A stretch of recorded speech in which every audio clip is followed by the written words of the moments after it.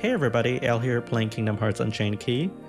Today's video is a very special one. This is going to be the first video where I'm talking to both JP and NA or global version players at once, and the topic is high score challenges.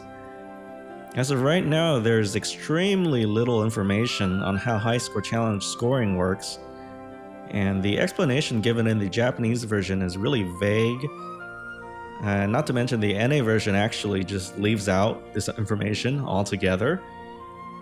And as far as SE is concerned, I think they just want you to believe it's all about pulling and stuffing more bonus medals onto your Keyblades, which kinda isn't true.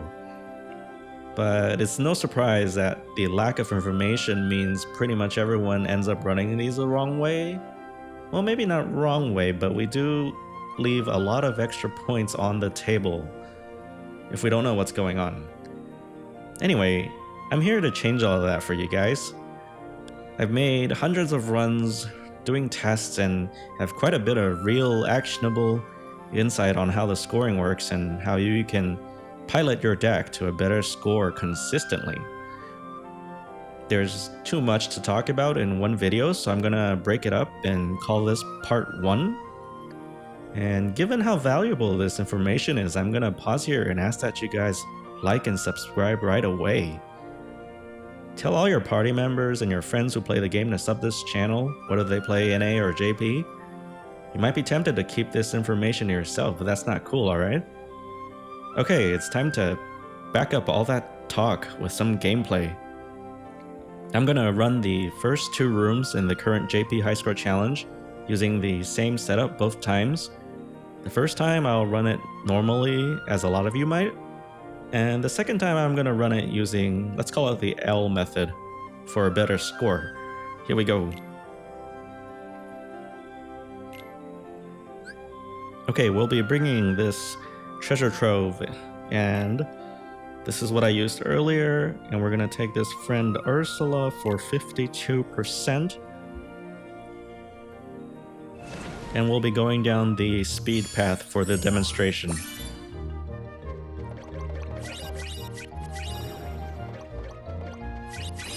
So this is our normal run, and this is what you'll see on most videos up on YouTube.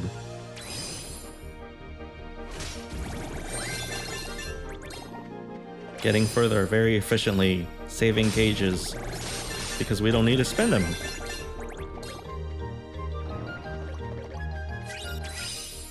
Maybe we'll add a buff when things get a little bit harder.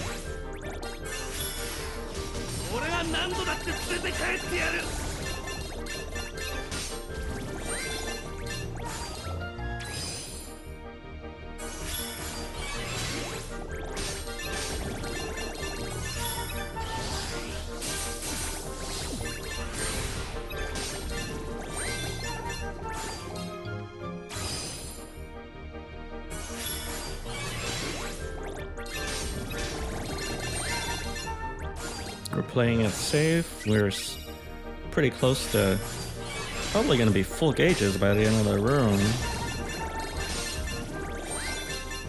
I'm ready to move on to the third. Okay, we ended the second room. We're at 2.26 million. Now let's go do our second run.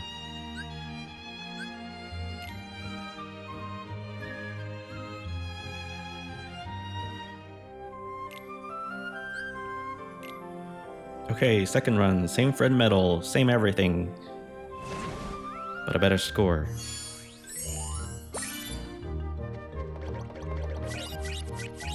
So the first thing you'll want to know about high score challenge scoring is which numbers are important, because in the score box, every time you land a hit, numbers pop up and the whole thing's really distracting, like a casino.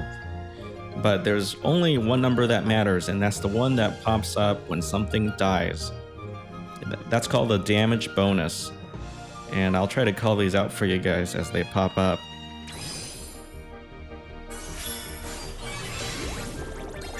$99, $67, $226, and the numbers before that, you see that they were identical for all 3 enemies there.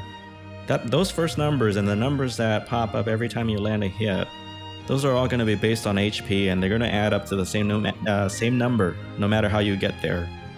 So you can just safely ignore all of that because there's nothing you can do to influence those. So we really only care about that damage bonus at the end.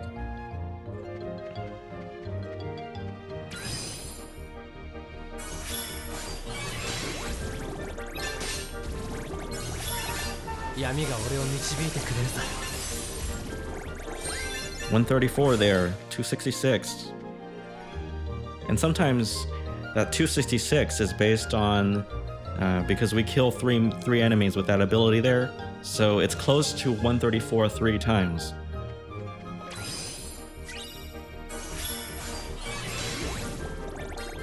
$96, 125, 722.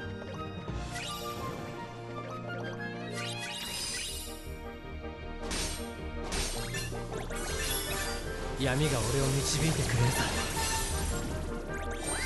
74,000 there.